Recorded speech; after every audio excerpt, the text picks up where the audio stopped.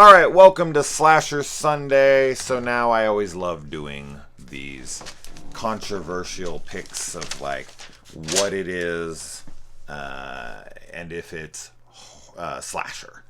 I really like to kind of bend the rules a little bit with that subgenre because I think that there's a couple components to those that can be altered, and I don't always just want to talk about the basic everyday by the numbers slashers. And I think that the film Come Back to Me, which was recently sent to me by Guillermo Canales, so thank you to him for that. This is a film I saw years ago, right when it came out in 2014, and I was a big fan of it. I really enjoyed the hell out of it. Now, it's lower budget, and the film slightly suffers from that, and the acting within it is, on this viewing, yeah, I can see that some of it is questionable, but I think for the most part, it's pretty good. I think that certain elements will make people be like, the acting shit throughout. It's just not. It's just not. I just think that it varies. And I think that certain actors in this can give really good performance, and they can give a really questionable performance, in the same film, the same person. So that's one element. Now, I will say this. If you have not seen this movie, please, if you're going to watch it, do so without watching this. Then come back if you'd like and, hear my thoughts on it. But this is a genuinely unique concept based on a movie or based on a book. Well, the title of the book's kind of a spoiler. So let's just say spoilers from here on. But if you're going to watch this, please do before, if you haven't seen it.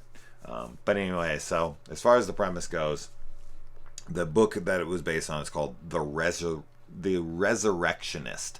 And I definitely understand why they did not use that title, because it would be very easy to figure out what was going on in here. Calling it Come Back to Me, that makes it kind of a little bit more mysterious. You're sitting there and you're like, what does that mean? And I think if you were to have The Resurrectionist, you'd be like, okay, people are being resurrected. This is pretty simple. It would be in your head the second you walked into the theater. But with Come Back to Me, that could mean fucking anything. And I think that this film has such a unique premise and such a wonderfully fucked up twist ending that you want to see people do and just don't see it anywhere near enough. The ending is the last 30 seconds of this movie is just fucking fantastic. Just like, oh wow, they went there. Brutal. One of the most brutal endings. And when I say brutal, I don't mean gory, because there's not really any gore in this movie.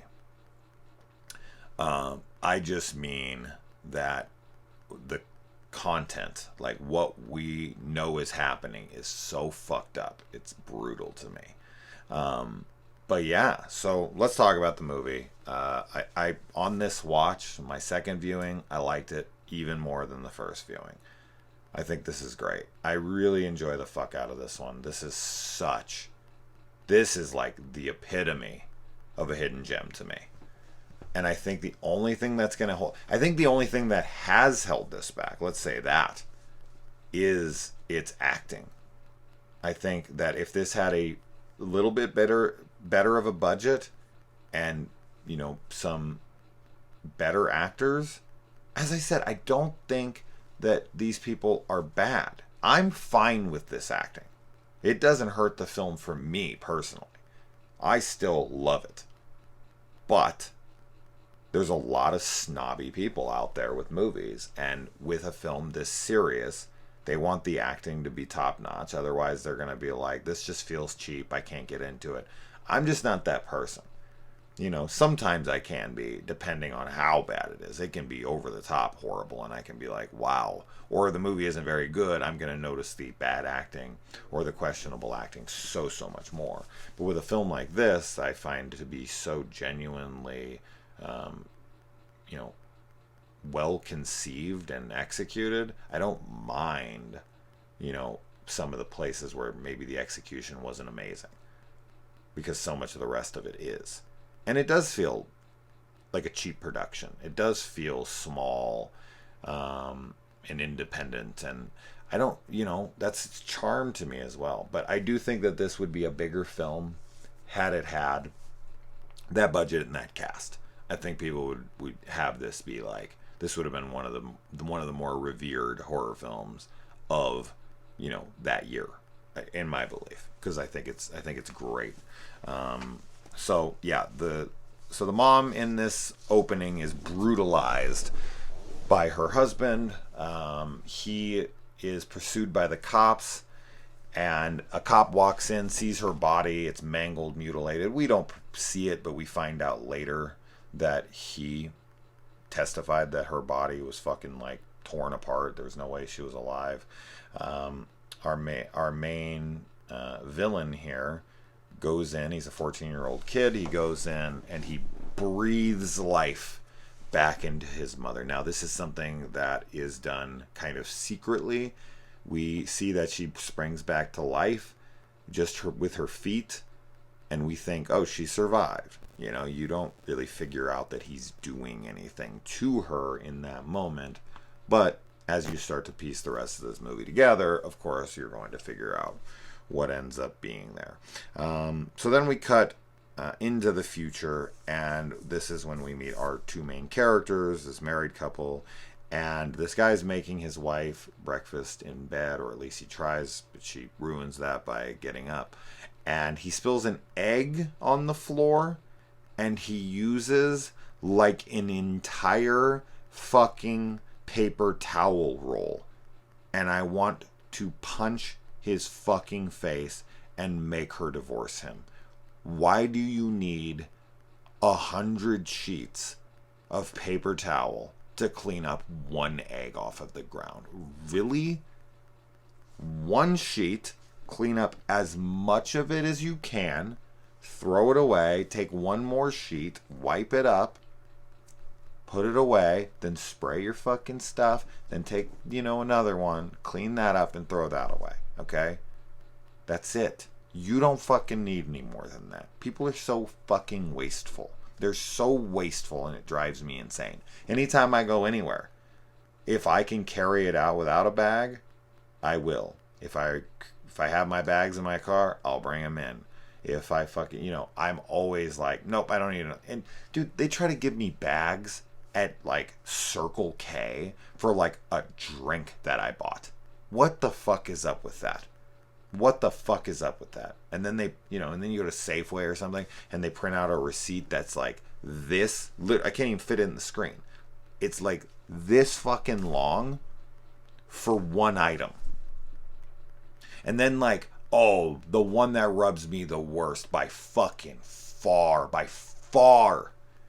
is they'll be like, oh, would you like your receipt, sir? And I'm like, no. And they like hit a button, it prints the receipt, they grab it, they crumple it up and throw it away. Or sometimes they'll grab a bag and I'll be like, oh no, I don't need a bag.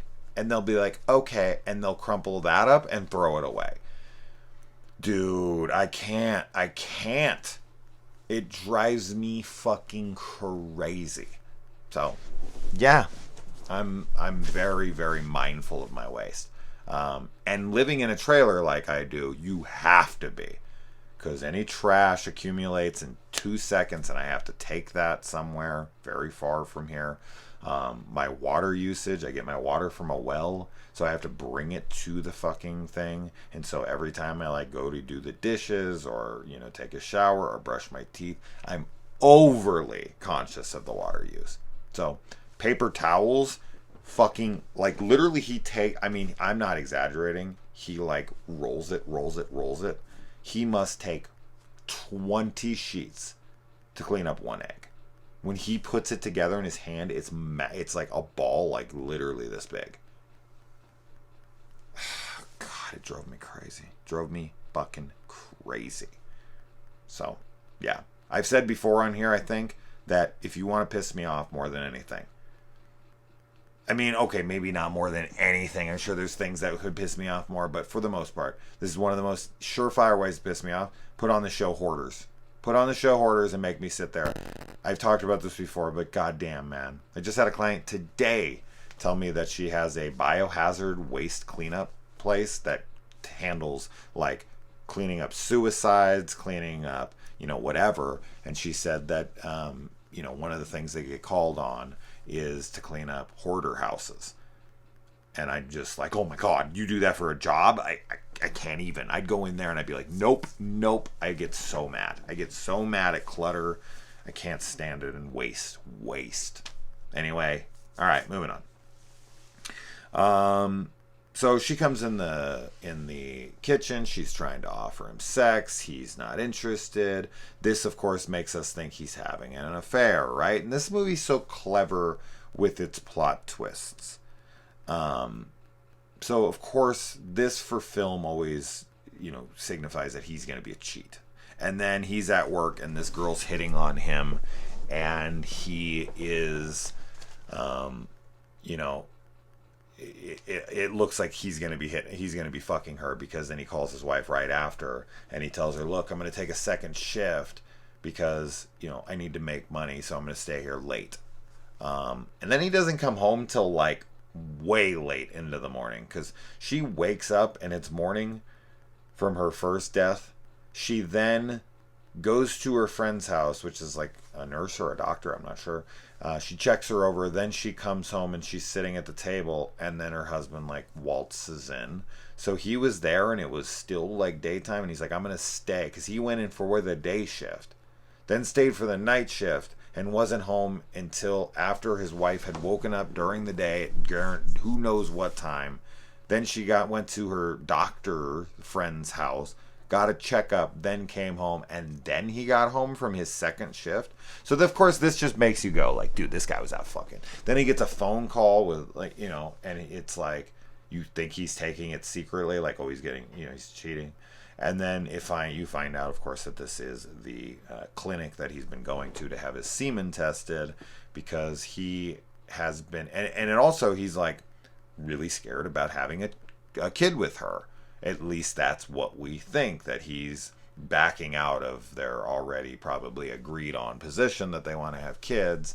But in all actuality, what's really happening is that he's sterile and he can't, muster up the courage to tell her. So he keeps going to specialist after specialist to try to get good news that he can knock her up. So this guy appears to be a cheating, lying asshole, and as we find out throughout the movie, he's not.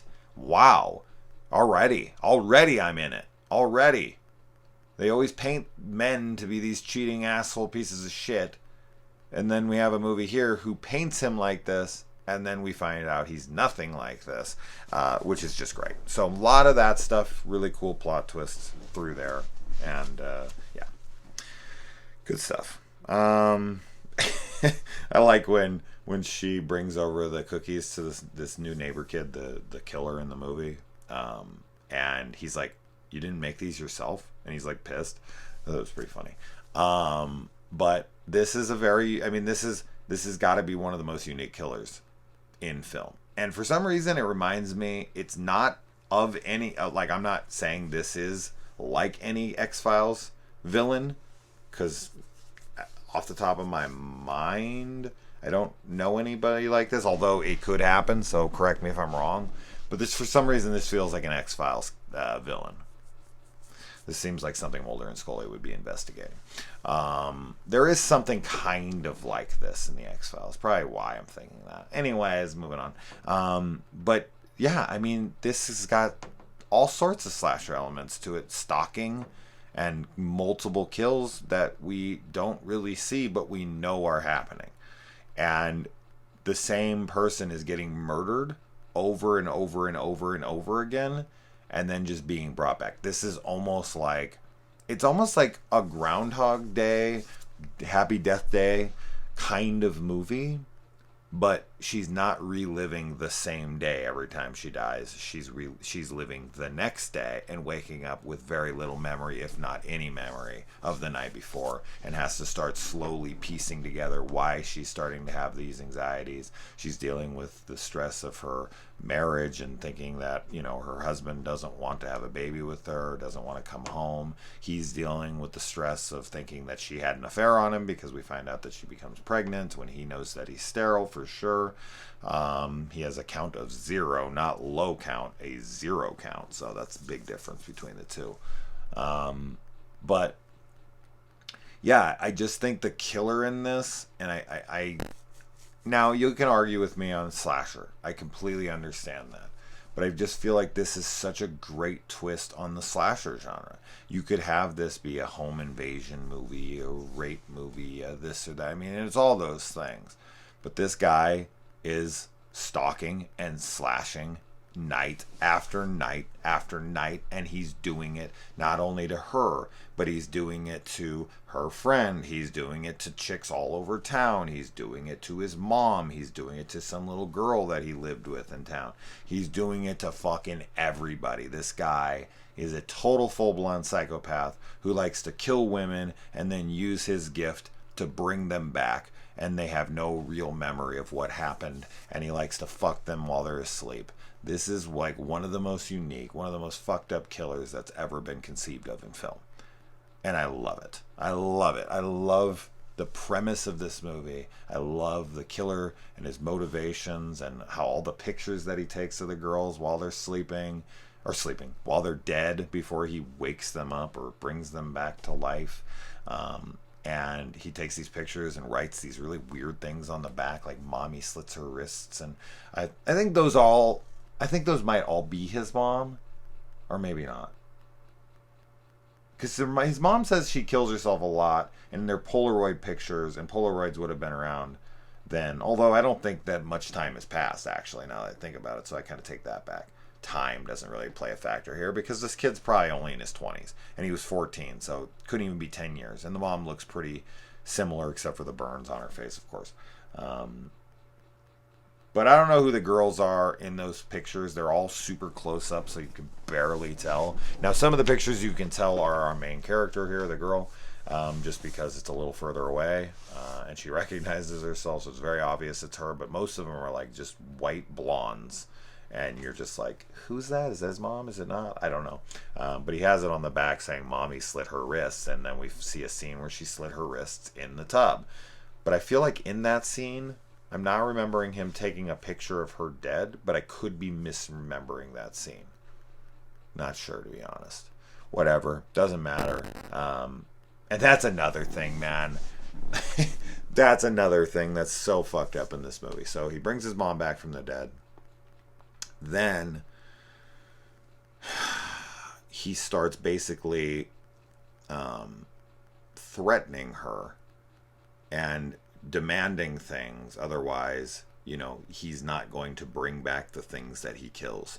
So he like kills this young little girl, and then he's like, get me cookies, get me shit, or I'm not gonna bring this girl back from the dead. And so she's like blackmailed into doing all this stuff for him, and then she's like, this is too much, I can't handle it, I can't kill him, he's my son, I love him, you know, it's fucked up, but I can't stop him, but I'll just kill myself. So she tries killing herself multiple different times, and he just keeps bringing her back and is like, I'm never gonna let you go. So she has to go to the length of going out in the front yard, going at the cops, and burning herself in public so they'll put her in a mental institution far away from him. That is so fucking crazy. That's so nuts. It's so messed up. This movie is so twisted, and this is why I love it. It poses all these really wild concepts of like, what would you do? What if my daughter had this ability to kill people and bring them back, and she was like killing people and threatening not to bring them back if I don't give her everything she wants, and then if I try to like kill myself to get out of it, she brings me back.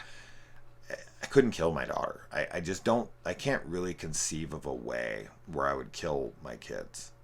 I just can't come, like, even if I found out they were the most horrible fucking people on earth, I don't think I could kill them. I just don't think I could do it. I don't think I'd have the ability.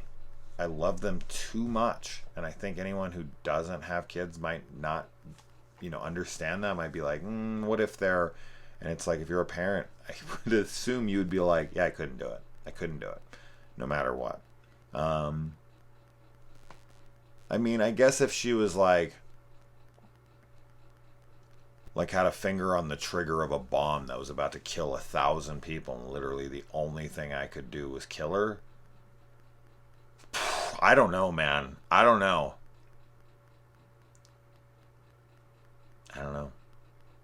I mean, if it was like the bomb was strapped to me and she was going to press it, kill her or die, I'd die. I mean, that's an easy one. I definitely wouldn't kill her to save myself. But other people, fuck.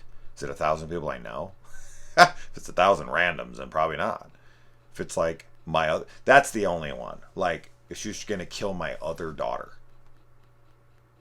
and it was like there was nothing I could do to stop her without killing her. This is a horribly dark conversation, but I think it's important to this movie because I think the reason I bring it up and the reason that I'm going to such lengths to explain this is because anyone who questions that scene doesn't have kids. Anyone who questions her being like, I can't kill him, he's my kid. I just don't think you have a child. So yeah, that's why I'm putting such an emphasis on this.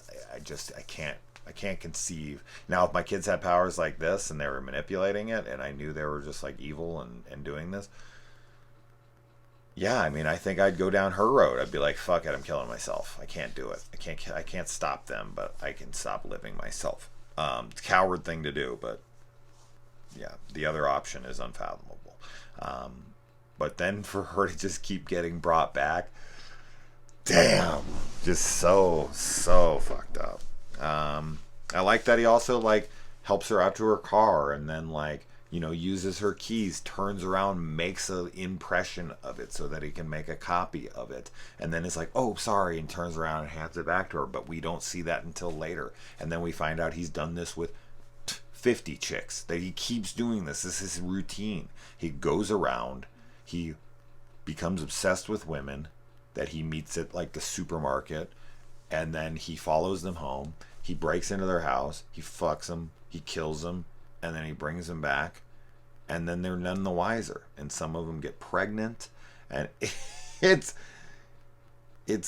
really is an insanely dark, screwed up concept. I can't say it enough. I think this killer is crazy unique, and I think this is such an overlooked film. Anyway. And let's see, what haven't I mentioned yet? Watching your own murder on a camera. And then she's like, why don't you take this to the police? And she says exactly the truth. They wouldn't fucking believe me. I'm alive. Look at me. I don't have a scar on me. And her scars from the past even go away. So like he's like fixing their bodies like better than they were. Like these people should be in better health than they ever were. Maybe they'd fix internal issues as well. Maybe if she had cancer, those would go away. Who knows? But what would you do? Take that footage to the cops and be like, this guy is he's killing me? I mean, if they saw that footage of you dying, because you could be like, this guy's breaking into my house. Look, he's, I guess you could edit the video. That's what I would do. I would edit the video to where he broke into my house.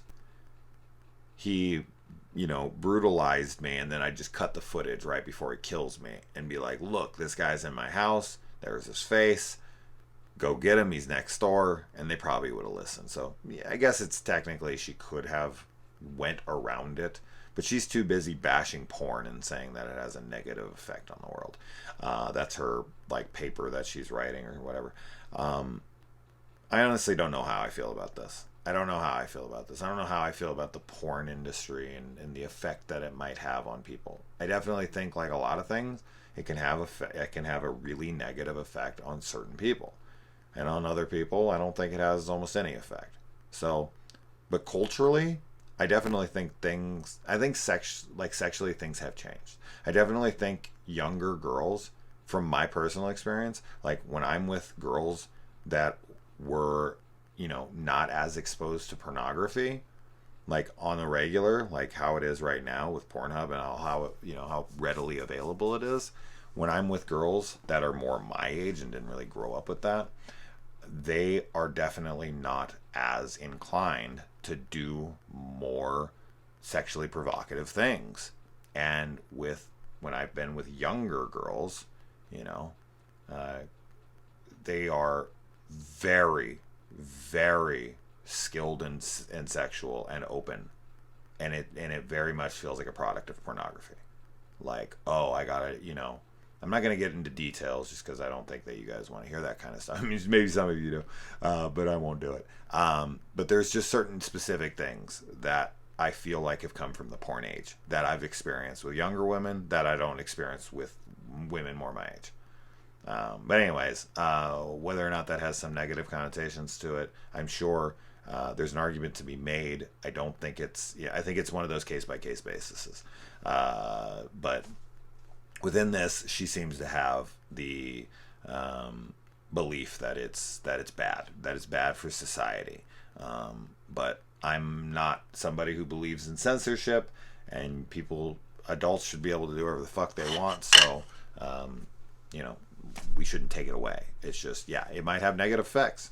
It might have negative effects, just like drugs. But I don't think I don't think the government or anyone else has the rights to tell you what you can do with your body. If you want to do drugs, if you want to watch porn, if you want to do anything that you want to do that does not harm you or anyone else, or if that doesn't harm anyone else but you, I should say, that's your fucking right. So,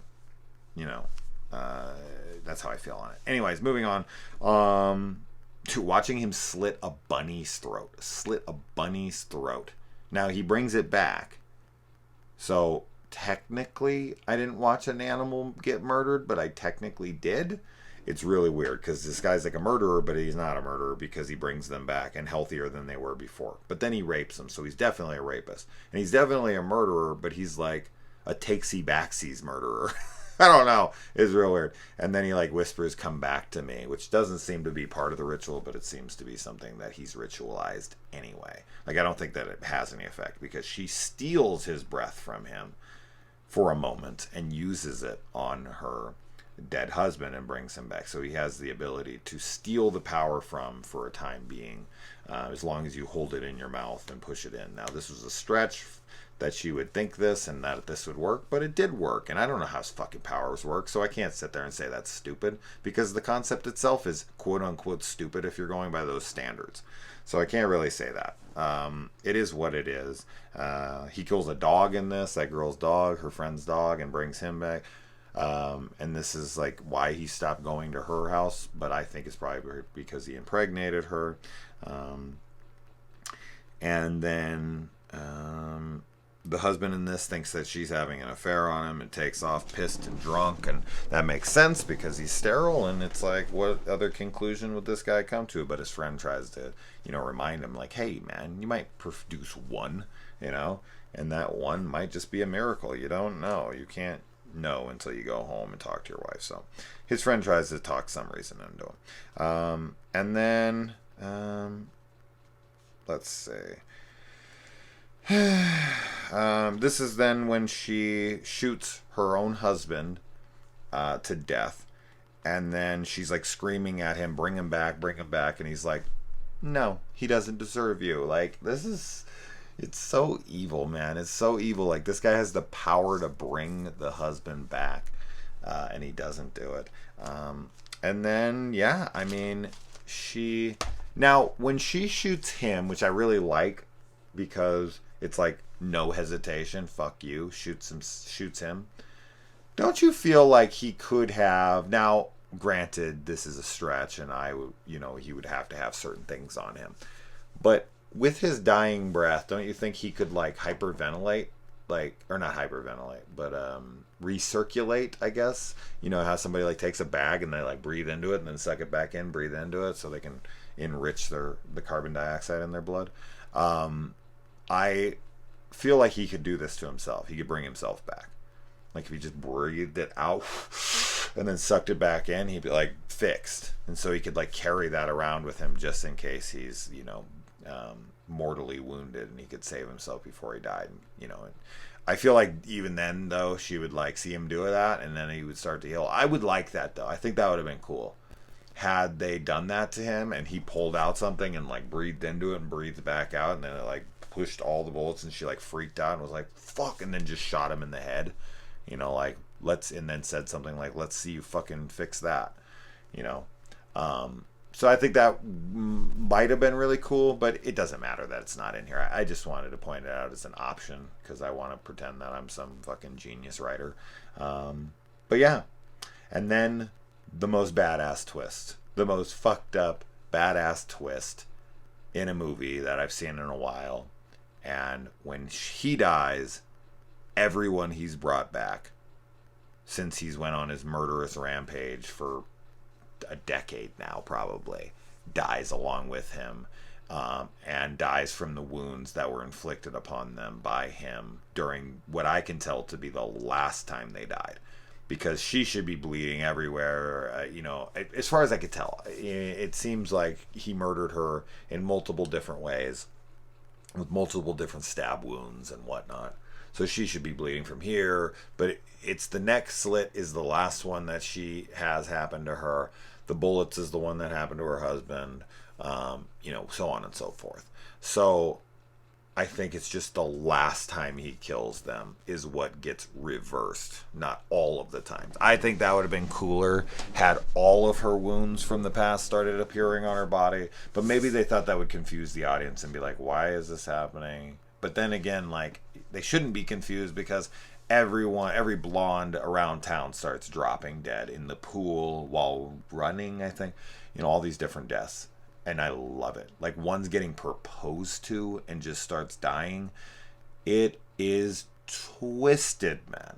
It is so evil. It is such a dark, grim, ballsy ending that I cannot praise high enough.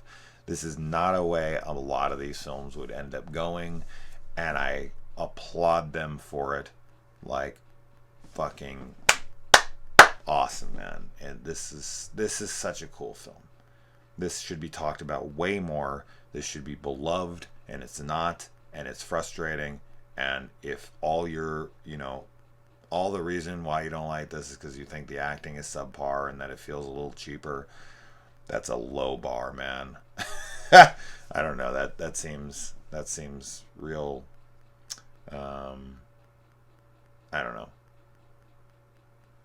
It seems like a lame reason. We'll just say that. Anyways, all right. Well, if you haven't seen it and you're still here, you should still watch it because it's a cool flick. But you already know all that happens, and that's the fun of it. But really cool mystery, really cool killer. You can argue with me on if it's slasher or not, but I think he slashes her enough to warrant it.